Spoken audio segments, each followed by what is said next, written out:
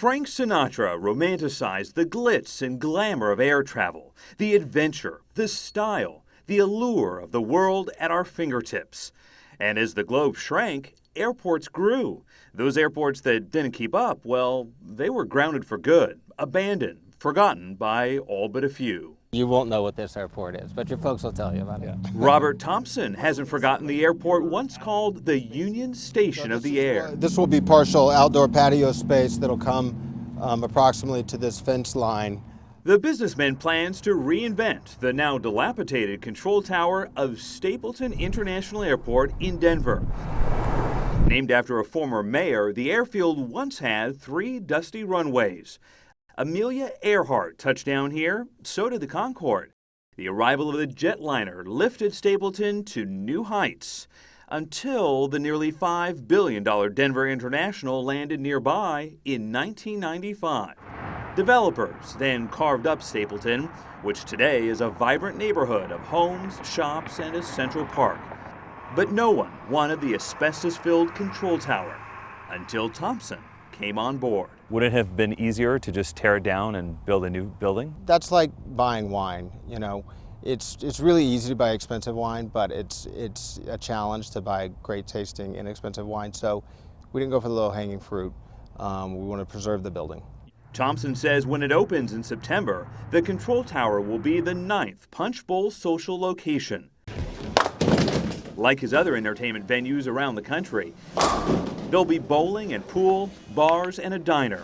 The $6.5 million renovation will once again make the control tower the center of the action at Stapleton, just for parties, not planes.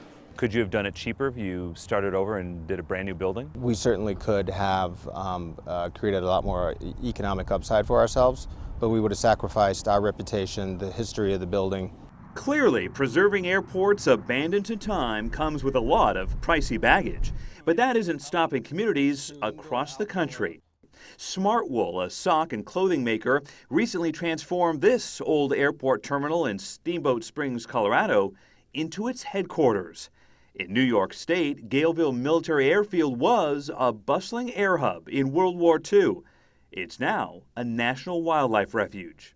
And Floyd Bennett Field in New York City used to be the most active airport in the U.S. It's now the Gateway National Recreation Area, home to a sports and events center, along with horseback riding. And are you keeping any elements from the airport in these 2 dining spaces? Yeah, lots of elements from the airport. Becky Stone at Oz Architecture in Denver has piloted the redesign of 2 old airports, including the Stapleton Control Tower. She says her goal is to maintain their character. It's kind of like a vintage car, so you could go out and buy a new car, but it doesn't have the same lines or the same character or the same uniqueness as a vintage car that's been sort of upgraded, and I think that's just a special opportunity. So these airports to you are classics? They are classics. Yeah, it's vintage and authentic and something you can't find every day. But sometimes these lofty plans struggle to reach peak altitude. This was one of the original hangars? This was one of the original hangars.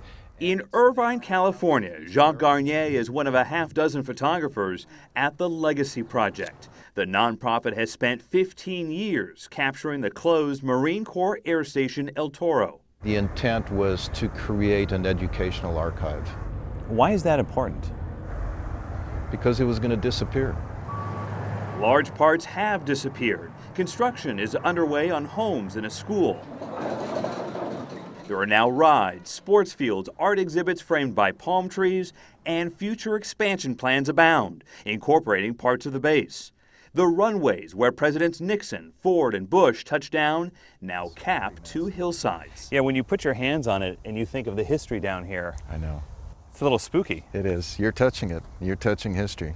But grander plans for the Orange County Grand Park have hit turbulence. 16 years since the base closed, only about a third of the city's area of the base has been developed or is under construction. I would have liked to have seen something on a grander scale. Garnier says his group's 400,000 photos illuminate not just age, but accountability. The public needed to be able to look at it, educators, people like that, needed to be able to look at it in the future and go, okay, were the right decisions made, were the wrong decisions made? I still believe in some sort of preservation of the past. keeping aloft the memories of an age gone by, even as new dreams take flight.